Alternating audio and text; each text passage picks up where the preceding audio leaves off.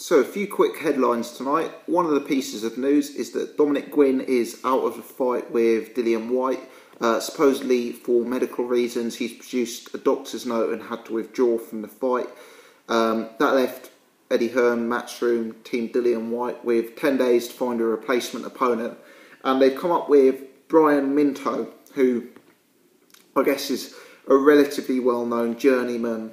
He's probably more of a cruiserweight type fighter, but he's been fighting in the heavyweight division for some time now. He's just probably more of a cruiserweight in terms of his size. I think Minto's record, he's had about 40 wins, 9 losses. He's been stopped 4 times. I think he did fairly well as a cruiserweight, fought at sort of world title level perhaps, but as a heavyweight is probably nothing more than an opponent these days. So in terms of his record, he's got some form that suggests that he's relatively durable. You know, he went the distance with Arthur Spilker. He went 7 rounds before retiring against Joseph Parker. You know, all of that suggests that he's relatively durable. But there's other pieces of form which are slightly more questionable. You know, he got stopped early against Tony Grano, stopped early against Chris Arreola, for example. And as I say, he's been stopped 4 times throughout the course of his career. In my opinion, he is not only a less durable opponent, but possibly a less skilled opponent than Guinn. And if I'm honest, I see this as a much easier fight for Dillian Whyte. I'm not saying I expected Guinn to cause him problems, but I thought, you know, potentially Guinn would go the distance, whereas I don't see that against Brian Minto. You know, Minto's got very, very short notice for this one. As I say, I believe him to be a natural cruiserweight as opposed to a full-sized heavyweight.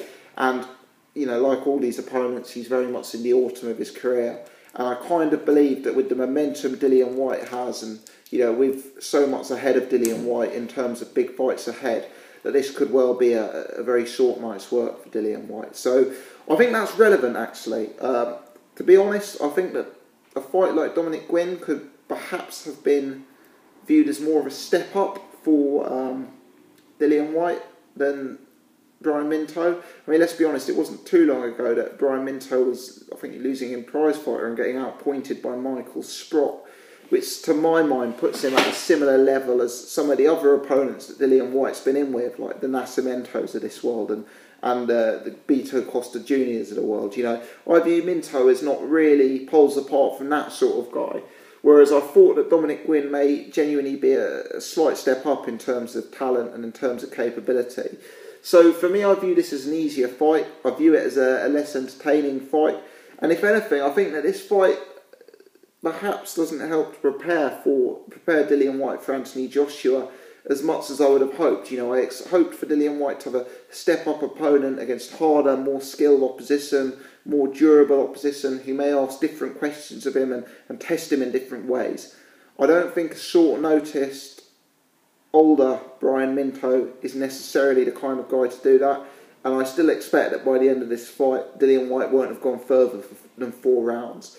I think it's slightly disappointing because I was looking forward to the Guinn fight, and I feel it's possibly to the detriment of Dillian Whyte that he didn't have that kind of Kevin Johnson, Guinn, Sherman Williams type opponent before, you know, moving to fight Anthony Joshua. Let me know your thoughts on this fight. What do you think of Brian Minto as an opponent? As always, thanks very much for watching.